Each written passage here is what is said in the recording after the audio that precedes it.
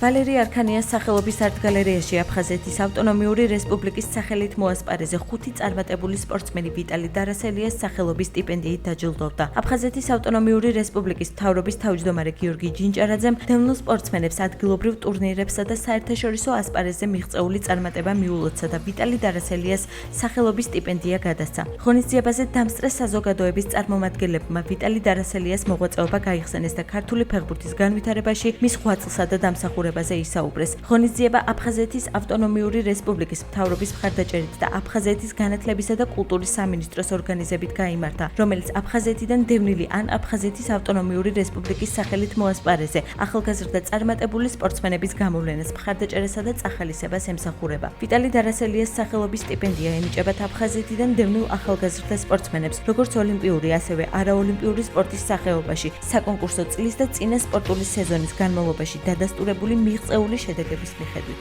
აფხაზეთიდან დროებით დევნილი სპორტსმენების და აფხაზეთის სახელით მოასპარეზე ახალგაზრდების მნიშვნელობა ძალიან დიდია ჩვენთვის აფხაზეთის მთავრობისთვის, მათი მოტივაციის გაზრდა, ხელშეწყობა უმთავრესი პრიორიტეტია, შესაბამისად მომავალში ჩვენ აქტიურად დაუჭერთ მათ მხარს. სამინისტროსთვის პრიორიტეტულია სპორტის გვერდში დგომა და მაქსიმალურად ხელს უწყობთ ახალგაზრდებს ჩვენი პროგრამებით. ვსურვებთ წარმატებებს თითოეულ მათგანს და მომავლისთვის ყოველთვის მნიშვნელოვანი იქნება და პრიორიტეტული, რომ აფხაზეთის მთავრობამ და ჩვენმა სამინისტრომ ხარი დაუჭიროთ მსგავს ღონისძიებებს. ეს დღე ძალიან მნიშვნელოვანია, ვინაიდან ვიტალი დარასელიას სტიპენდია მეტ მოტივაციას გვაძლევს, რომ ვიშრომოთ უფრო და უფრო მეტი. დიდ მადლობას ვუხდი აფხაზეთის ავტონომიური რესპუბლიკის მთავრობას ამ შესაძლებლობისთვის და მოტივაციისთვის.